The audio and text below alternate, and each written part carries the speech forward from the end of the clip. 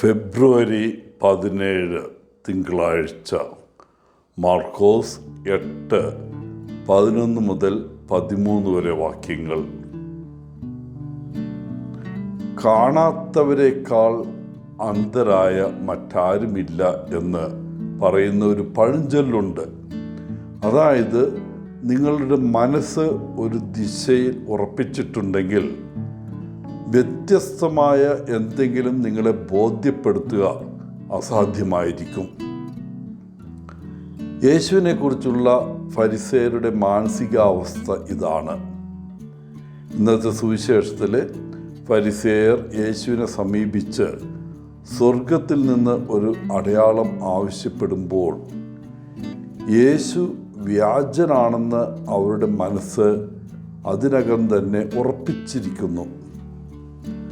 അങ്ങനെ അവനെ തുറന്നു കാട്ടുകയും അവൻ്റെ അധികാരത്തെ ദുർബലപ്പെടുത്തുകയും അവനെ പൂർണ്ണമായും അപകീർത്തിപ്പെടുത്തുകയും അതുവഴി ജനപിന്തുണ നഷ്ടപ്പെടുത്തുകയും ചെയ്യുക എന്നതാണ് അവരുടെ ഉദ്ദേശ്യം. ഫരിസേയരിൽ പലരും യേശുവിൻ്റെ നിത്യ നിഷേധാത്മക വിമർശകരായിരുന്നു. അവൻ്റെ വലിയ കുരിശിന് മുമ്പ് എല്ലാ ദിവസവും അവൻ സ്വീകരിക്കേണ്ടി വന്ന അല്ലെങ്കിൽ ചുമക്കേണ്ടി വന്ന നിരവധി ചെറിയ കുരിശുകളായിരുന്നു അവ. ഇന്നത്തെ സുവിശേഷത്തിൽ ഫരിസേയർ ധൈര്യത്തോടെ മുന്നോട്ട് വന്ന് യേശുവിനോട് വാദിക്കാൻ തുടങ്ങുന്നു. കർത്താവിൻ്റെ വാക്കുകൾ മുഖവിലയ്ക്കെടുക്കാൻ അവർ വിസമ്മതിച്ചു. കർത്താവിൽ വിശ്വാസമർപ്പിക്കാൻ സഹായിക്കുന്ന ഒരു അടയാളം സ്വർഗത്തിൽ നിന്ന് അവർ അവകാശപ്പെട്ടു. എന്നാൽ ഏറ്റവും അത്ഭുതകരമായ അടയാളങ്ങൾ പോലും അവർ അംഗീകരിക്കാൻ പോകുന്നില്ല. തന്നെ മിശിഹയായി അവർ സ്വീകരിക്കില്ല എന്ന തീർച്ച ബോധ്യം യേശുവിനുണ്ടായിരുന്നു. യേശുവിൽ നിന്ന് അവർക്ക് ലഭിച്ച ഒരേ ഒരു അടയാളം അവൻ്റെ ആത്മാവിൻ്റെ ആഴങ്ങളിൽ നിന്നുള്ള നിരാശാജനകമായ ഒരു നെടുവീർപ്പായിരുന്നു. ഒരു ദീർഘനിശ്വാസം, ആഴത്തിലുള്ള ഒരു ശ്വാസത്തിൻ്റെ പ്രകടനമാണ്. ഒരു പ്രത്യേക സാഹചര്യത്തിലുണ്ടാകുന്ന നിരാശ അത് സൂചിപ്പിക്കുന്നു. നെടുവീർപ്പിട്ടതിന് ശേഷം കർത്താവ് വള്ളത്തിൽ കയറിപ്പോയി.